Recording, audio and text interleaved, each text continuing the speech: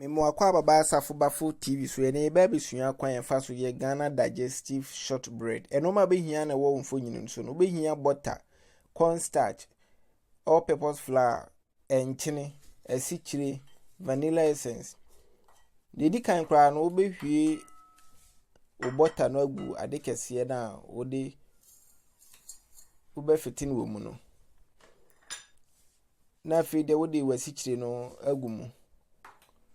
Na fi de wasusu vanilla essence no atre baako atre didi baako.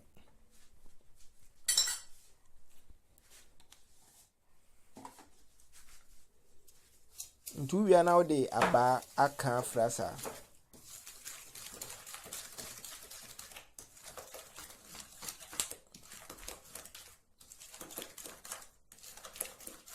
Obeka fra mani nyina no ma ewo nyina fra. Ti afra wie sei na wahwie sam na gu ade kesi mu. Na de cornstarch no afra. Na de enchene no so aka mu. Cornstarch no say uni bia enha wo still ye beye.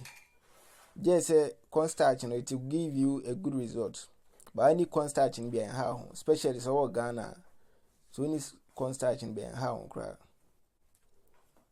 So we abrochi so a uko supermarket bia ma obega bi.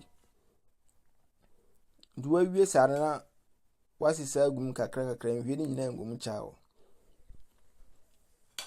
To de kakra guma na fe de wodi a mix wa kan fra.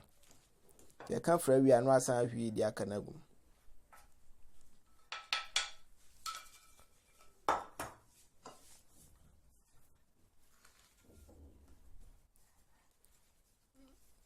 Tisafo bafo Ghana shortbread simple kra.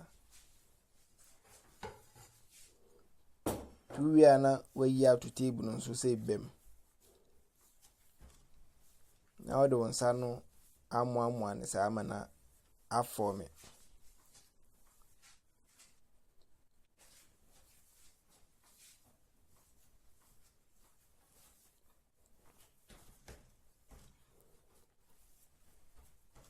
Shortbread ya dia majun kumpa ye.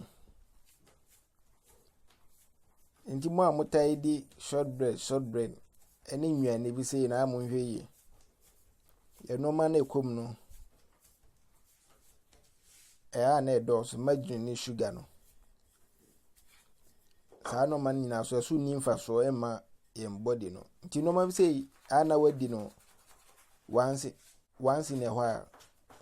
Tu ya na de eye wanya rubber bi say dem dey so ni bia obetima pe plywood tra bi utwa ne sa ana zo obetima twa rubber na de agbogbo anu no wanya shape no.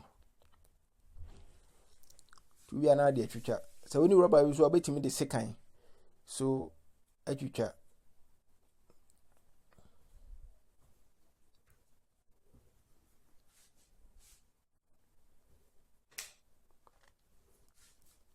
Ntu watwitwa ne se awie na de unya eye abaya ye de yi nsem yi bia unya ye mono na de awowo mu sa obetim de fork so aye fork no na ekontem sene aba no.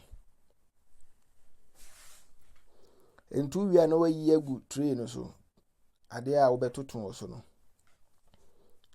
Enye trees na e kantan so a eno so betimi aye. Ntu wi na de ahye wo oven mu. Oven no eda 160 degrees Celsius. To be ebedi be say 45 minutes na be. So high jana ebe hye. Nti 160 degrees no no ade ntobo ase ebe be kakra. Nti ayefefefe. Nti wo Ghana na ohwe mi a enkasa adwuma ni ho. We nyina ya adwuma na wo hwe no.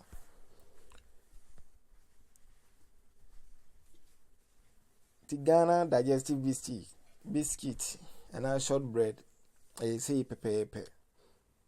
Ti wo Ghana wanya hwe and now now so betim die business we are no achichire agu robam within schools, primary schools, senior high schools,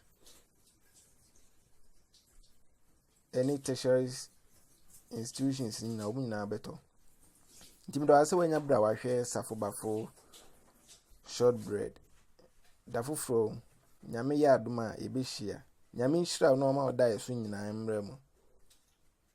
I like you.